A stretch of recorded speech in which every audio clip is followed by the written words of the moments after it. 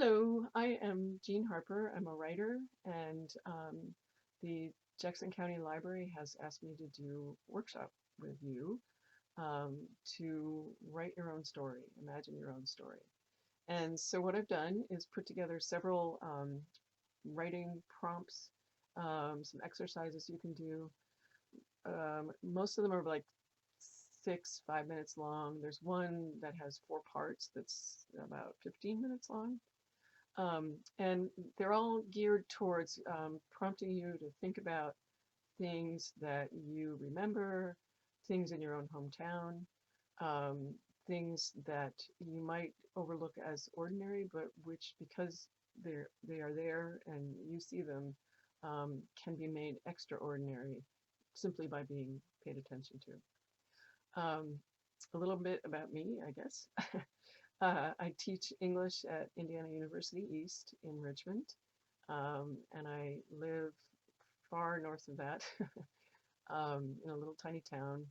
My commute is 90 miles long, which is insane, but I have a lot of time to listen to books on tape, which I love.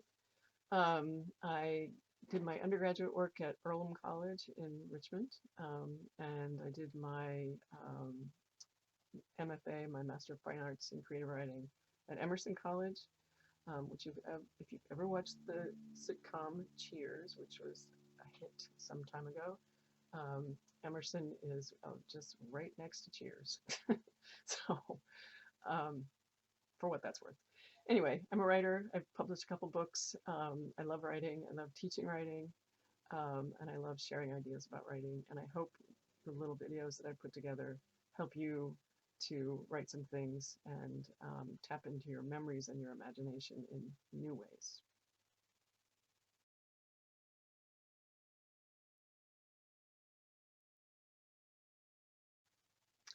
This particular exercise is really simple. Um, it's just repeating the phrase, I remember, and writing what you remember. And then when you run out of memory, start again. I remember.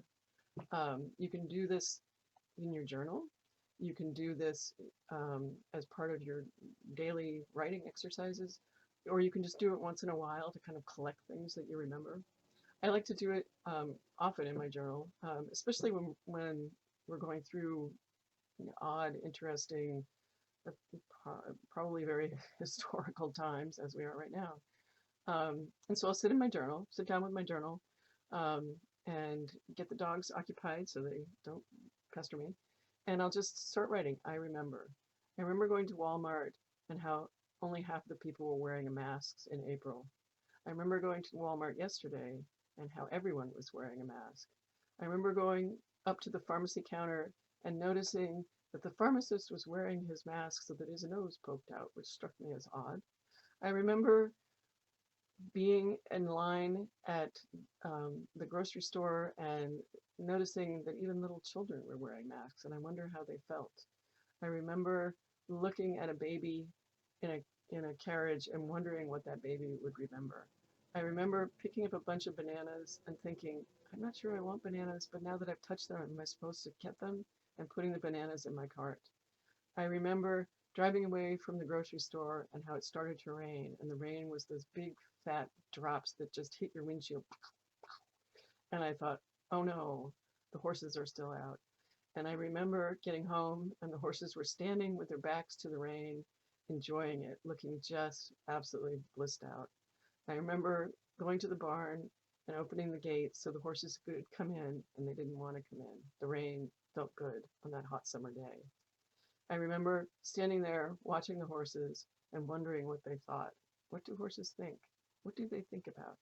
I remember going to the mailbox in the rain and the horses still standing there, their backs to the rain, and I was walking into the rain, and I thought, the mail is going to get wet. Why do I need to get the mail? And I remember turning around and walking back to the house and thinking, I'll get the mail tomorrow. So you can see that this just feeds on itself. You remember and then you remember and you remember. And as you write that down, memories are going to start bubbling up in your head. Don't worry if they're just ordinary things. You know, seeing people wear masks in Walmart, that's pretty ordinary now. But 10 years from now, it won't be ordinary. Seeing the horses with their backs to the rain, pretty ordinary. That's what horses do. But someday when I don't have horses, I will really appreciate reading that memory. Um, and don't worry that it's not profound. You know, I don't even know what profound really means in terms of writing. Things don't have to have great meaning in order to be meaningful, if that makes any sense. I care very much about horses, and so that has a lot of meaning to me. Whether it does to anybody else doesn't matter. It matters to me. So write about the things that matter to you. Write about the things that you remember. Write about taking a walk through your town or driving through your town. Write about looking out your window. Write about anything that comes to your mind. And if you ever sort of run out of steam, just start a new line. I remember. I remember. I remember. You could write a whole book called I Remember. And in fact, someone has. His name is Joe Brainard. His book is called, ta-da, I Remember. Fair warning, it's kind of PG-13 rated, but if you are interested in it, you could find it on Amazon. You can possibly get it through interlibrary loan. Parts of it are just delightful memories of his childhood. Other parts of it are him growing up, moving to the city. They're a little darker. But he just, every single passage begins, and every single sentence, paragraph begins with, I remember. And that's how he wrote the book. And I think after that first book he had, I Remember Again, and I Remember More, you know, so he made more books. So this is an endless exercise you can do with yourself as a writer. And if you're thinking about imagining your own hometown, your own memoir, your own memories, I remember is a really good place to start.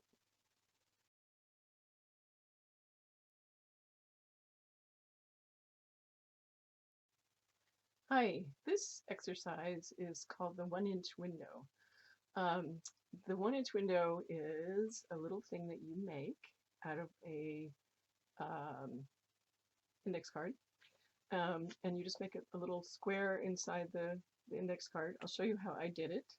And I didn't measure it, so it might not be exactly 1 inch, but I took a piece of index paper and I folded it in half, and I made a little cut here, a little cut here, and then I folded it in half the other way.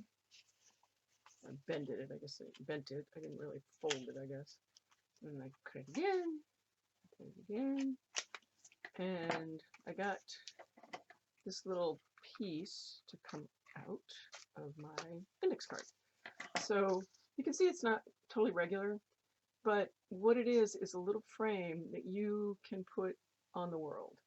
And you can put it, you can look out your window with it.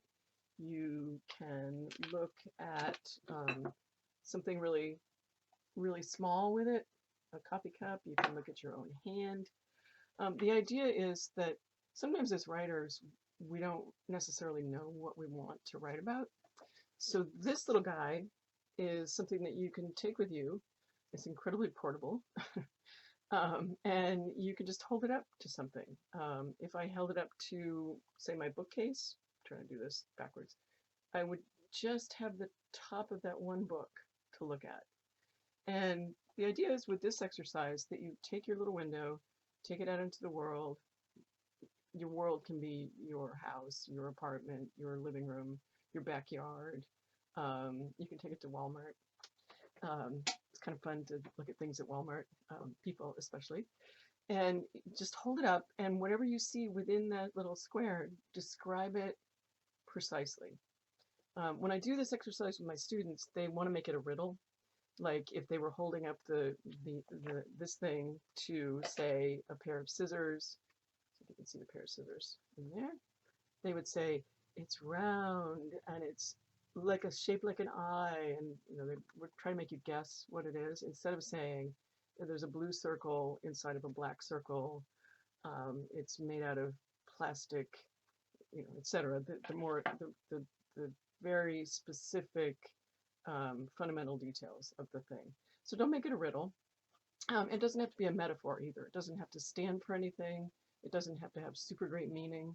This is just an exercise for you to describe whatever it is you observe in front of you.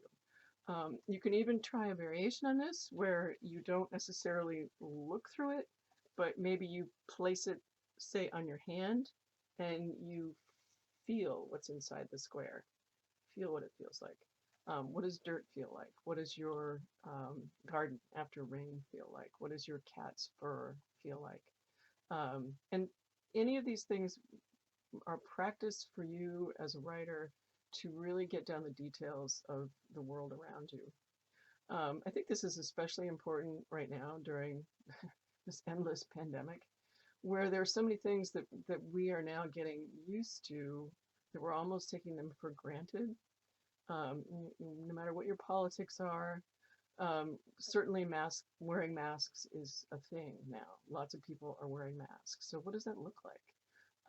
And what does it look like to stand 6 feet apart in line? What does it look like to have hand sanitizer with you all the time? All of these little quotidian daily details of the world are things that you can put in writing. And when you have them in writing, that's a piece of history right there. And so this little window is a window into history. Just hold it up to anything and describe what's in it, and you'll be describing a piece of the world for history forever. So have fun, good luck, and take your little window everywhere.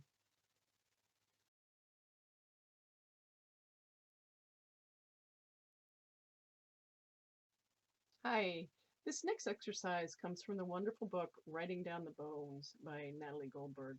You may have heard of it. It came out, I'm going to say, in the mid to late 1980s, so it's been around for a while. But it's a wonderful collection of writing exercises of all kinds, for fiction, for nonfiction, for poetry, for your own journal. And it's just a really generous, open, funny, welcoming, and wise book. So I totally highly recommend it. The exercise that I'm sharing with you from this is called Meal You Love. And I just want to read a little bit of it to you. Um, if you're having if you find you're having trouble writing and nothing seems real, just write about food. It is always solid, and it is the one thing we can all remember about our day. Write about the foods you love most. Be specific. Give us the details. Where did you eat it? Who were you with? What season was it in? What was the best meal you had last week?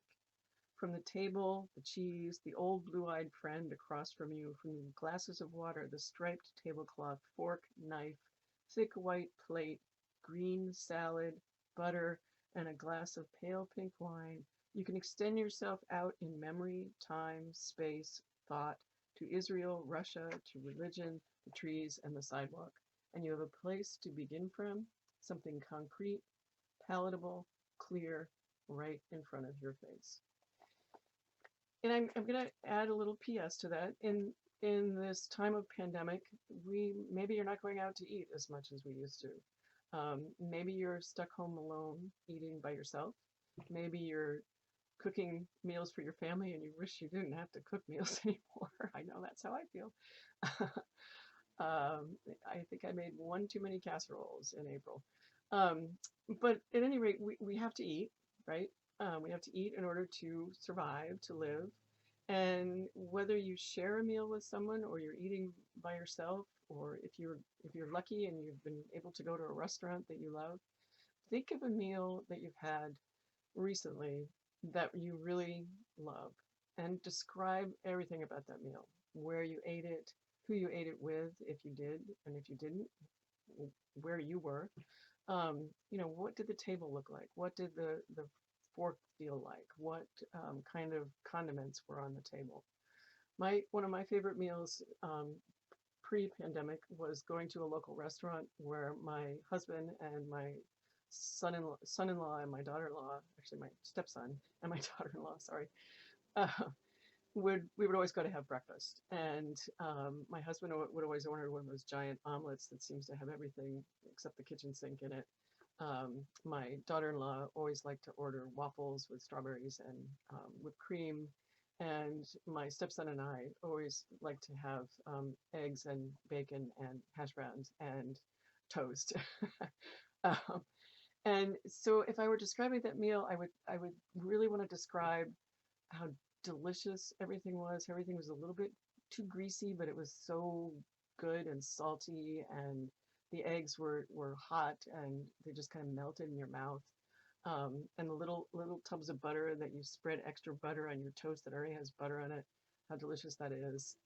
And the coffee that's incredibly hot and incredibly strong. So I had to put in, four little tubs of creamer and four things of sugar. I'm getting hungry just describing this. So what matters most about that meal, I think, is the group of people who were there. We're all really close as family. We all really care about each other. And our conversations were just always freewheeling and all over the place. Books, movies, politics, our dogs. We have lots of dogs between us. And that's part of meals too, that conversation is a part of a meal.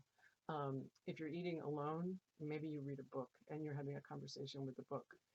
So think of a meal you've had recently, the last 6 months or so, that really stands out to you, and describe what you ate, describe who you were with, describe where you were. Were you at home? Were you at a restaurant? Were you at a friend's house? Describe what the room looked like. And think of this too as, I'm harping on this a little bit, but think of this too as this is a moment in time, a piece of history. It's your experience in a particular place, in a particular time, with particular people and foods, and that tells us a lot about a culture, a society, a time. Everything does. The silverware, the plates, the paper napkins or cloth napkins, how you have the salt, is it in a shaker or is it in little packets, all of that stuff tells you something, it tells readers something. So think about what you remember, and also think about putting this down for future readers to get a glimpse into the world that you inhabit and inhabited at that particular time. And then go have a snack. Enjoy writing about your meal, and get as detailed as you can.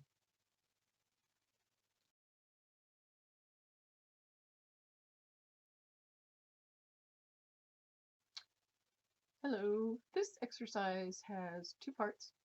The first part is a drawing, and the second part is writing about what you've drawn. And don't worry if you're not an artist. This isn't about whether you can draw well or not. The drawing part is just to kind of get your memory and your imagination going, and get you thinking without words about something. So the drawing is to draw your favorite room in a house that you have lived in. And this could be in your childhood, it could be now, it could be somewhere in between. It could be, your kitchen. That's good. That's my favorite room, and I'll show you my really bad drawing in a minute. Or maybe it's your wood shop, or your sewing room, or maybe it's the new bathroom you just put in. Maybe it's the rec room in the basement where you have that old ping pong table that's kind of bent, but everybody still loves it because you can still play with it. Whatever your favorite room is, and it doesn't, you don't have to feel like you have to justify it. You know what your favorite room is, and so claim it, and then draw a picture of that room. You can draw, like I did, you can draw let's see if I can show this to you. You can draw an overhead view. This is my kitchen. I really love to cook, and so this is my kitchen. There's the window. It's kind of a garden window, and the sink is right over it. There's my stove, and then there's two stools there. You can see them right there and right there. And my husband and I like to sit in the kitchen and talk to each other while I'm cooking. And this is, oops, this is my brand new crock pot that I love, love, love, love. And this is the window that looks out on our patio. I don't know, I guess it's a patio. I don't know what it is.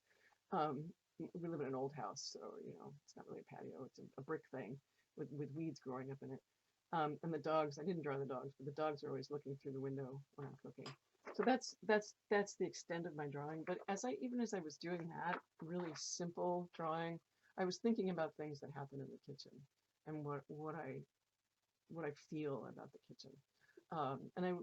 And it was my thoughts were coming out as I was making little circles and squares on the page. So this is about thinking without using words and getting your imagination going without using words.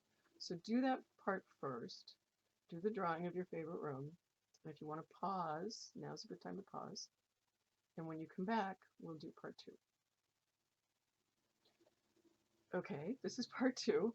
Part two is now that you've drawn that room and all of the things in it, and you've thought about it, and you've imagined and you've remembered, try to write a story, true story, of something that happened in that room that matters to you.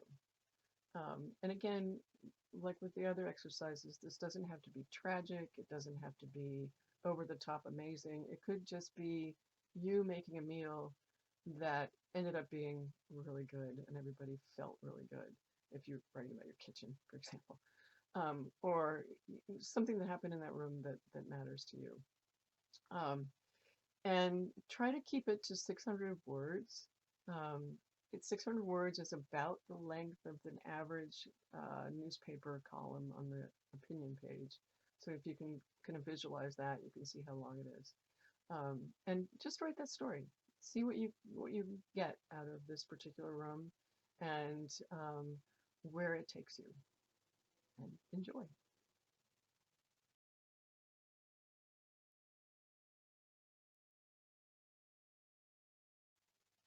Hi. This next exercise is kind of a four-parter. It's a little bit longer. And I would suggest you do it one chunk at a time, and maybe pause the video, come back to it. And I'll tell you when each chunk begins and then when the next one does. It's an exercise that I do with my students a lot, and it's kind of got two halves to it. The first half is more observational, I guess, is the best way.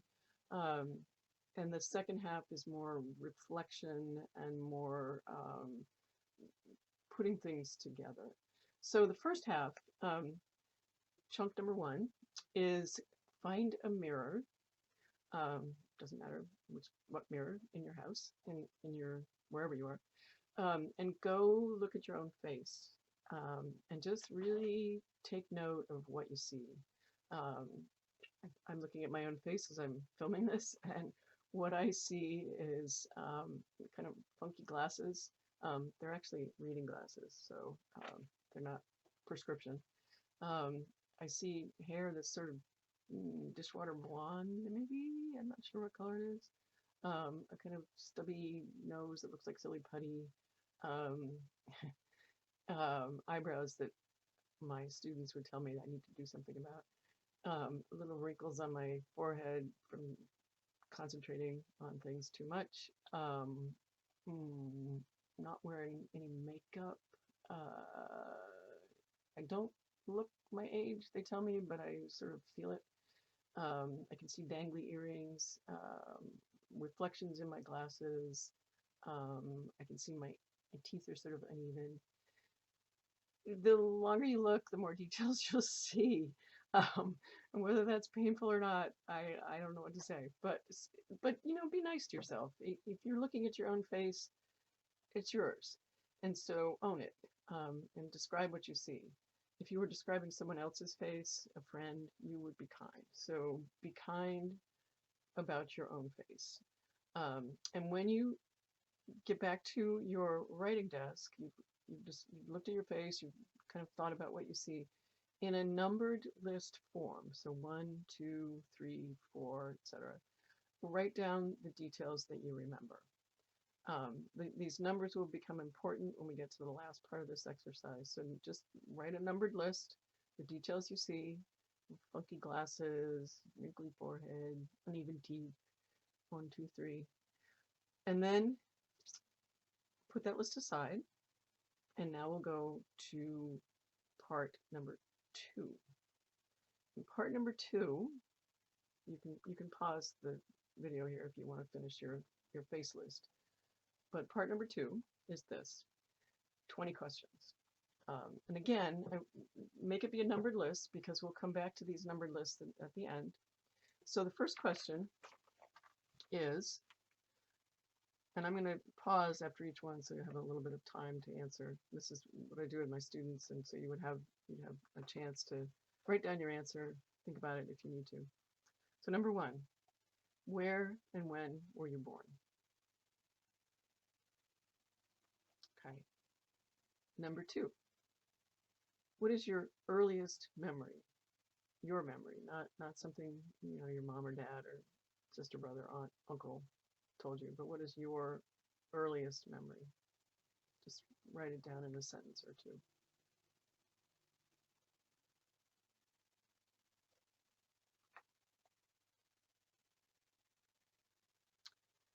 Number 3, how did your parents meet? You weren't there, so you were probably told a story. Maybe. Maybe the story's true, maybe it's not true, or maybe you don't know. In a couple of sentences, answer the question, how did your parents meet?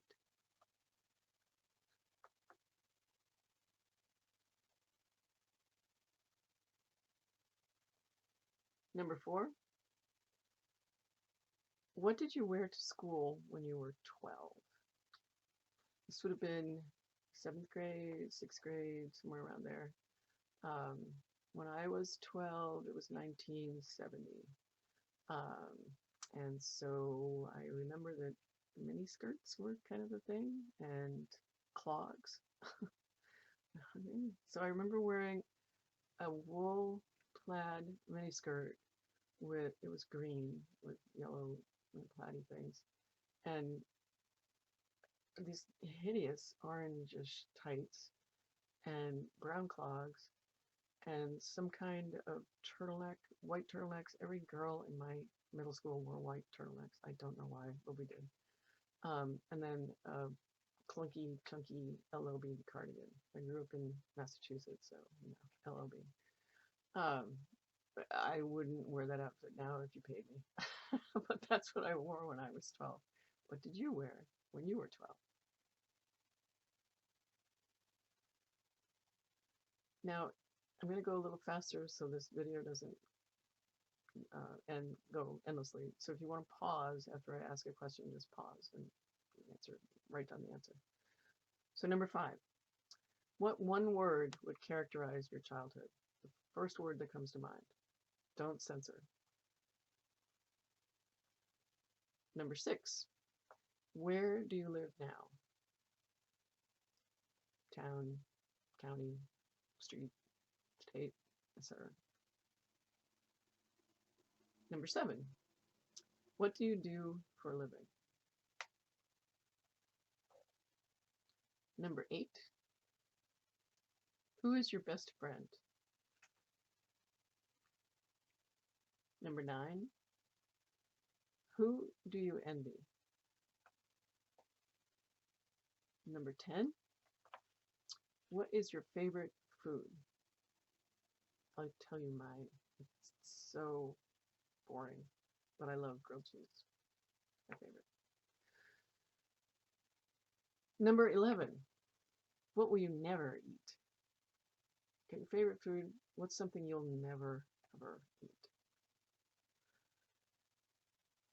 Number 12, what is the thing that you are most accomplished at? What is the thing that you do best?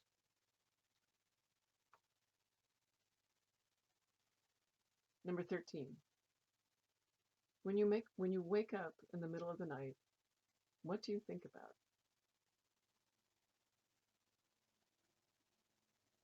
Number 14, who are not your heroes?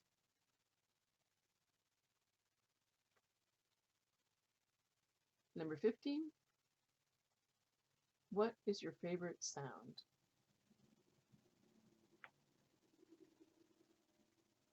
Number 16, get ready. What is your favorite curse word? It doesn't have to be bad. My father's favorite curse word was holy cats. I don't know. So what's yours? Number 17. What is your unspoken fear? What are you afraid of that you don't really talk about? Number 18. What do you love? Not who, but what. Number 19. What do you hate? Again, not who, but what. And last, number 20. Take your time with this one. Who are you? Okay, here's the third part of this long exercise. This is where you go back in your memory. If you've already done the I remember exercise, there may be something in there that you could use, or once I tell you what I want you to write about, something may immediately come to mind. Think of a significant day in your life. This could be a wedding, a funeral, a party, a birth, a death, the day you moved from one town to another when you were a little kid, left all your best friends behind, learning about getting an award, learning about getting a new job, learning about losing a job. Anything that stands out to you as this was a significant day in my life. It doesn't have to be tragic. It doesn't have to be heroic. Just significant to you, something that matters to you. And again, in a numbered list, write down all of the details that you can remember. Just number 1, it was cloudy that day. Number 2, I remember driving home and listening to the news, and it got darker and darker as I drove because my commute is 90 miles long. Actually, it's true. My commute's really long. And as I drove into the driveway, it was already dark. It was even darker because of the clouds. Number 4, my husband came home just after I did. We turned off our cars. Number 5, we turned off our cars and we stood in the driveway and hugged each other. Number 6, we had both just heard the news about the kindergarten shooting in Connecticut. And so forth. That was a significant day. I'm a teacher, and my students talk about this stuff too, and so I think about school shootings. Anyway, that day stands out to me. I just thought of this as I was reading this to you. And if you do this exercise more than once, many different days will come up. So think of your significant day, write down all the details you can remember in a numbered list form, 1, 2, 3, 4, etc. And go ahead and pause the video so you can do that. When you come back, we will do the fourth part. Okay, number 4, this is the fourth part of this long exercise. What I want you to do is take a look. You've got now 3 lists. You made a list of the details of your face. Remember that. You answered those 20 questions. 20. You thought of a significant day in your life and you made a numbered list of what you remember. Now, what I'd like you to do is mush all this together. It might seem like these things don't really match up, but they're all part of you, your memories, your answers, the mood you're in as you're writing this stuff right now. And so what I want you to do is pick through each list, and I'll tell you so that you can do it sort of randomly. So for the first list where you wrote the details about your face, choose number 3 and number 9 on that list. Just circle them. Circle them. If you didn't get to 9, if you only had 5, choose whatever the last one was. So number 3, the third detail, and then number 9, or the last detail.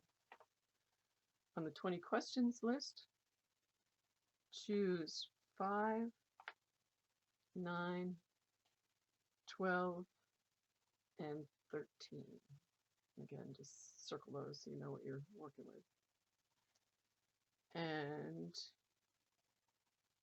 on the memory list, choose the 2nd and the 7th detail.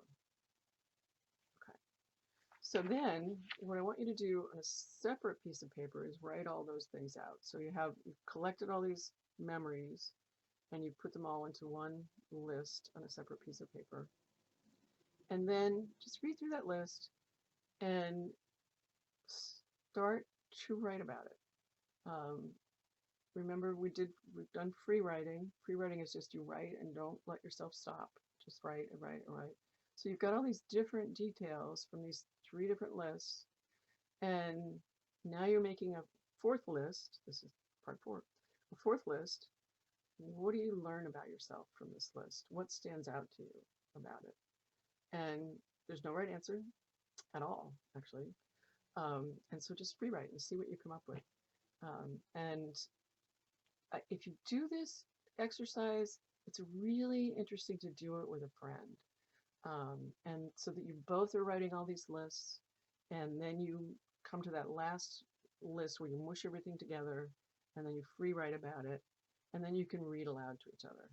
I really recommend that. That's a great way to share what you've done, and hear what somebody else has done, and then you can talk about it, which is really always kind of fun to do.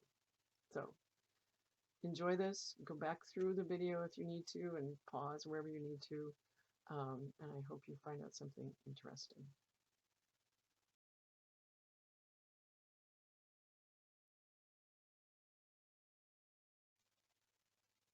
Hi, this exercise is not really an exercise so much as a practice.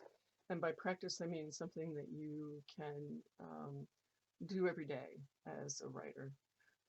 It's something that I try to do every day. It's actually got an everyday part in it and once a week part to it.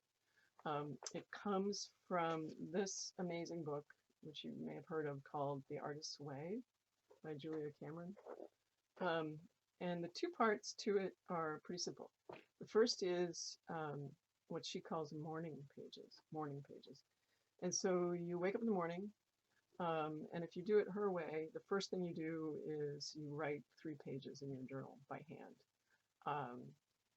I used to do that before I was married, before I had dogs, before, I got to be a grown up, I guess. Now I do my morning pages after my husband goes to work, after the dogs have settled down. I get out my journal and I just write 3 pages longhand about anything at all. And the beauty of the morning pages is a couple things, actually. One is you don't have to show it to anybody. You don't even have to read it yourself if you don't want to. What you're doing is just getting your subconscious, I guess, thoughts out, things that have been kind of percolating in your imagination out. And I do that, and I also try to occasionally write about things that are happening right now. What's going on in politics, what's going on in the world, what's going on in my hometown. How many tomatoes did the squirrels eat out of my garden? They do. I didn't know that. It's just anything. You can write anything you want in your morning pages, and the more you do it, the more you'll get used to writing those 3 pages. My journal is this size, so the pages are big. If you want to, you can get a tiny journal and write 3 pages. It's up to you. It's a good idea to just get a regular size notebook. I like to have hardback notebooks so I can write on them wherever I go. I don't need to have a desk necessarily. I have writer friends who really love those 99-cent, floppy notebooks that you get it for school kids. And it doesn't matter, whatever kind of notebook you want. I think that the idea of writing by hand is really important, though. I know that a lot of us have migrated to tablets or even our phones or computers, but there's something about moving your hand across the page with a pencil or pen that, first of all, it slows you down, um, but it also, you end up having some kind of physical connection with whatever it is you're writing. I don't know the physiology of this. I just know that it feels very different to me when I'm writing by hand than when I'm writing on the computer. So that's part one, morning pages. Do it every day. If you want to do it first thing before anything, before your coffee, before you know you get out of bed, do it that way. Or if you need to get the kids off to school and the washing machine going, and then you can sit down. I think that's okay too. Um, Whatever makes sense for your particular lifestyle. When I teach this to my students, they will complain that they're not morning people, that they don't like to write in the morning, that they want to wait until late at night. And I'm not the writing police, so I'm not going to come and scold them for doing that. But I think there's something about the morning where you really haven't gotten through the day yet, and you're a little bit fresher, cleaner than you would be at the end of the day. That helps. So you do you, but try to write 3 pages a day. And one of the things I think you'll find is when you get to that page and a half mark, um, that you'll come across something that you didn't know you were thinking about. And it's not magical, but it feels like it sometimes. So the other thing that Julia Cameron from The Artist's Way suggests that you do is that every week, once a week, you go on an artist date. An artist date, yeah. And the way she describes it is that you are the artist. There's an artist inside of you somewhere, and so you, the person who faces the world, you have to take this artist out on a date. You have to take your inner artist out somewhere and pay attention to that part of yourself. So one of the caveats, one of the rules of the artist date is that you don't take anyone else with you. It's just you and your inner artist. My students don't like this either. They always want to take their boyfriend or, their friend or whatever. And so I really have to talk to them about how important it is for you as a writer, especially, or you as an artist, and writers are artists, to learn how to be alone. And it doesn't mean you have to go somewhere dangerous. You don't have to go somewhere exotic. You can go out in your own backyard uh, and call it an artist date. But go somewhere that you haven't been before. And I know that's hard right now because a lot of places are off limits, or we don't feel comfortable going into, we might not be able to go into a museum or a library. I mean, things are closed.